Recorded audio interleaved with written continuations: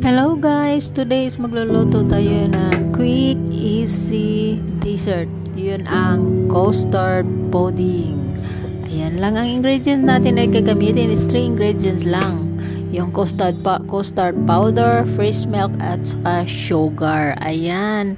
Sa bowl lang is i-mix natin lahat ng mga ingredients na yan. Gumamit lang naman ako ng fresh milk na 1 cup. At saka yung 1/2 cup of custard powder. At saka yung ginamit ko na sugar is white sugar ay gumamit lang ako ng 2 tablespoon. At depende din sa inyo yan sa panglasa nyo. Kung gusto nyo matamis pa o dagdagan nyo ng marami ayon sa panglasa nyo. Akin kasi is okay na yun yung 2 tablespoon. Kasi matamis naman siya is kunti lang naman ang ginawa natin.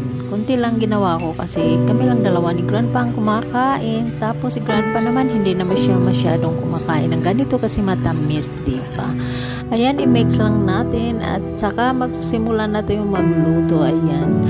Dito ako nahirapan guys kasi first time ko din gumawa ng ganito at saka yung magme-melt ng sugar is talagang matagal akong ng procedure na ito kasi first is siya super sticky nung nag-melt na siya. Tapos nilagyan ko ng konting tubig. Ayan, minix ko. Tapos, hindi pa rin siya naging okay. Sticky pa rin siya. Kunti lang ang natira nung naging sticky na siya. Doon dagdagan ko na naman ulit. Kaya yun ang naging resulta niya. Naging okay na siya at naging brownie siya. Hindi ko na hinintay na maging brown talaga siya. Ayan na, okay na yan sa akin kasi konti lang yung ginawa ko. At ayan na, finish na yung natin, melt ng sugar na white sugar. At ayan, simulan na natin yung custard natin. Parang lang siya, i-wait lang natin siya until maging sticky. Huwag yung sobrang sticky kasi matigas na yan. At ayan, yung sakto lang talaga.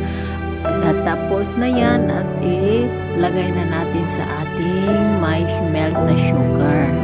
Pagkatapos nito is papasok natin sa fridge para maging cool at masarap nito.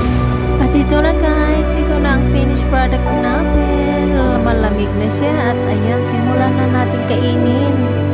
Excited na akong kumain at lumamon ito kung ano ba talaga kasi first time, diba? Ayan, naging curious ako sa lala. Wow, sobrang sarap.